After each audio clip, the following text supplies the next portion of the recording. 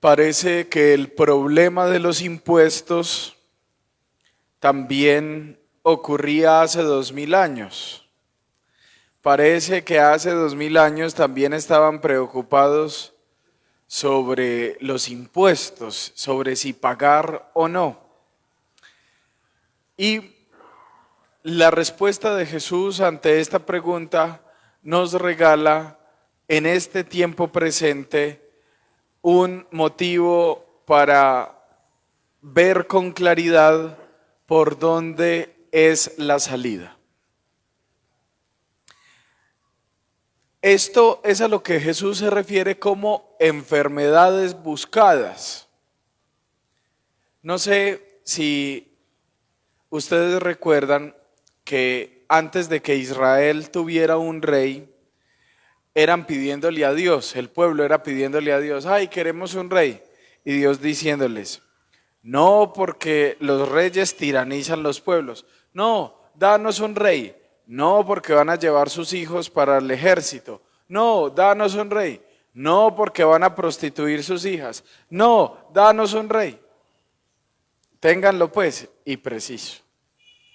Eso se parece a la historia del niño que quería un buñuelo y la mamá estaba fritando los buñuelos y el niño le dijo, mamá, ¿puedo meter la mano allá? O sea, el aceite hirviendo.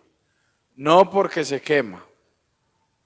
Mamá, voy a meter la mano. No, porque se quema. Mamá, ¿qué voy a meter la mano ahí al aceite? ¿Qué te quemas? Mamá, métala pues. No, para que me queme. Ese niño sí aprendió. Nosotros todavía no hemos aprendido.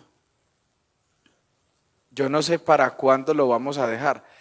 Esto es lo que los profetas entienden en la escritura. Todos los profetas en la Biblia debemos entenderlos de esa manera. Personas que saben leer los signos de los tiempos. Miren esta enseñanza tan bella del día de hoy. Cuando nosotros decimos profetas, nos imaginamos como pitonisas, como gente que puede ver el futuro. Pero los profetas en la Biblia de ninguna manera son como brujas o como si vieran en una bola de cristal lo que fuera a pasar en el futuro, sino que los profetas son los que saben leer los signos de los tiempos. Entonces, nuestras mamás son profetas.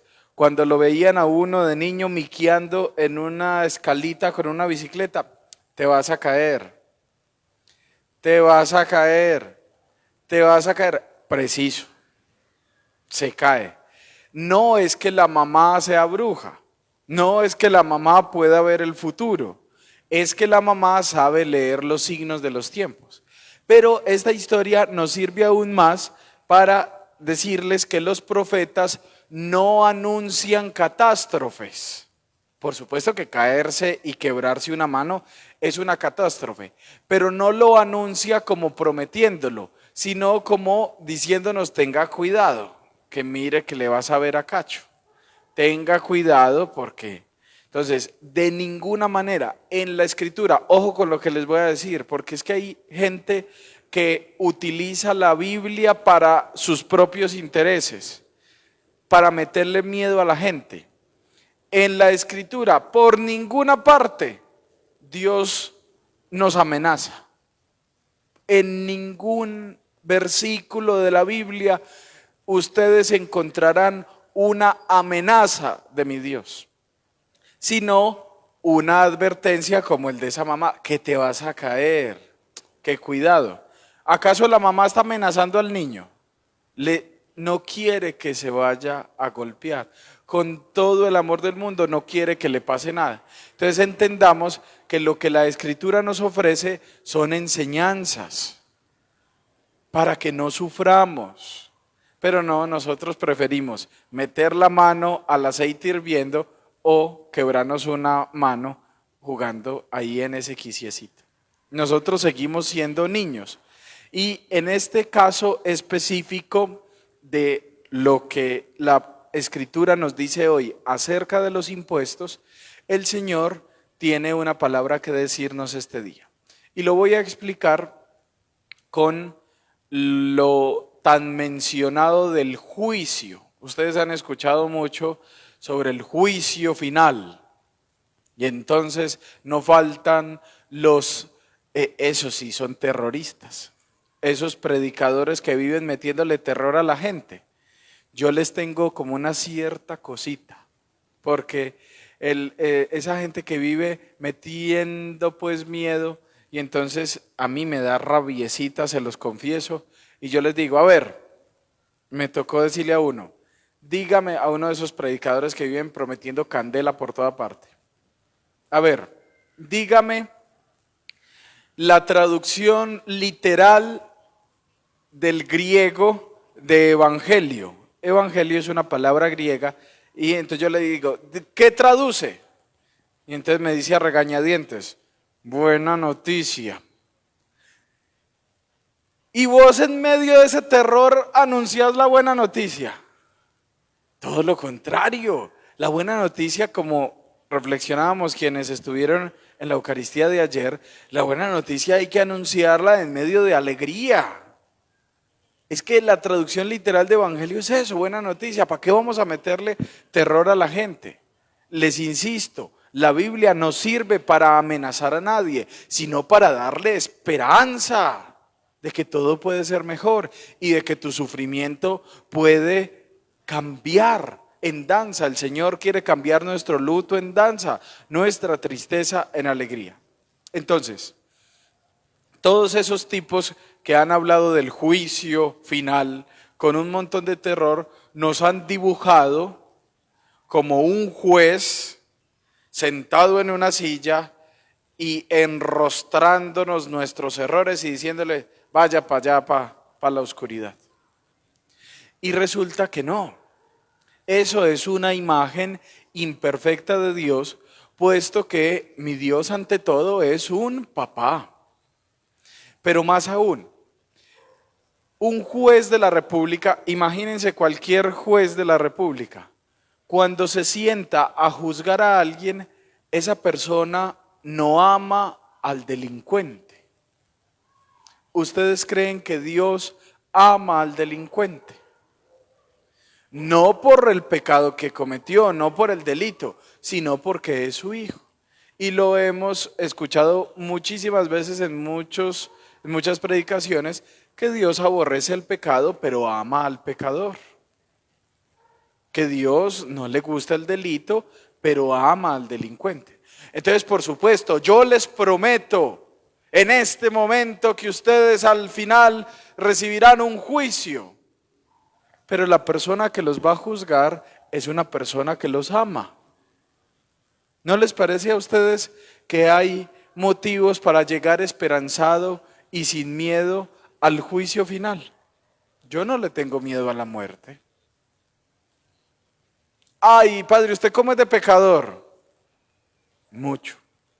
Soy la persona más pecadora que yo conozco. Pero sé que si grandes son mis pecados, mayor es la misericordia de mi Dios. Eso es muy bonito, entender que mi Dios me está esperando. Miren la posición de los brazos de mi Dios. Mi Dios me está esperando con los brazos abiertos.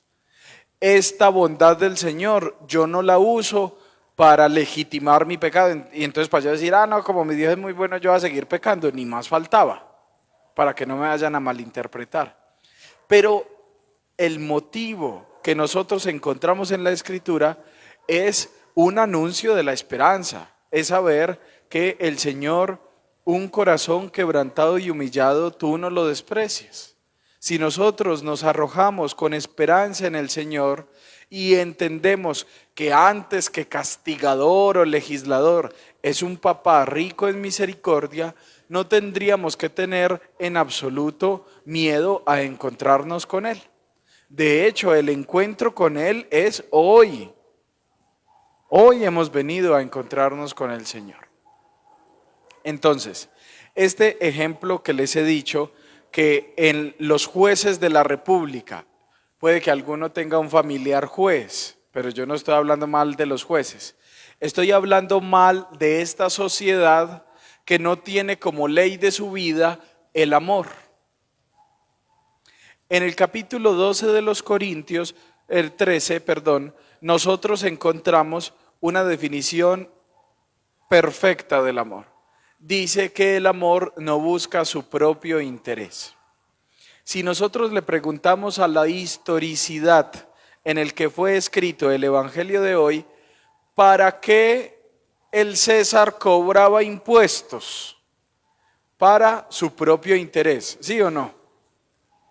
Entonces, cuando nosotros vemos personas, puede ser nosotros mismos, que buscamos es nuestro propio interés, entonces ahí no hay amor. Acuérdense, yo les invito a que de pronto, si alguien tiene un ratico libre ahorita en la casa, llegue y lee ese capítulo 13 de los Corintios, precioso, donde dice, el amor no es egoísta, el amor no es ambicioso. Sobre todo quiero que se detengan en esa parte para entender el Evangelio de hoy. El amor no busca su propio interés. El César del que nos habla el Evangelio de hoy no amaba a su pueblo, no lo amaba. Y por eso oprimía a tantos otros pueblos, incluyendo el pueblo de Israel, donde se desarrolla el momento y el contexto de la Biblia. Con esto les estoy diciendo algo muy grave. Lo que pasa es que yo se los estoy diciendo de una manera muy tierna, pero les estoy diciendo una cuestión muy grave. Las leyes que no estén fundamentadas en el Evangelio, es decir, las leyes que no están fundamentadas en el amor, están condenadas a fracasar. Yo se los digo con toda la fuerza del Evangelio de hoy, que esta es una sociedad fallida, porque no tenemos al amor como ley de nuestra vida. Todo lo que estamos viviendo en este momento actual, ahora es que cuando ustedes me van a empezar a mirar con sospecha, a mirar, uy, este padre está hablando a favor de ese grupo, o ese padre está hablando a favor del Estado. Estoy hablando lo que dice el Evangelio.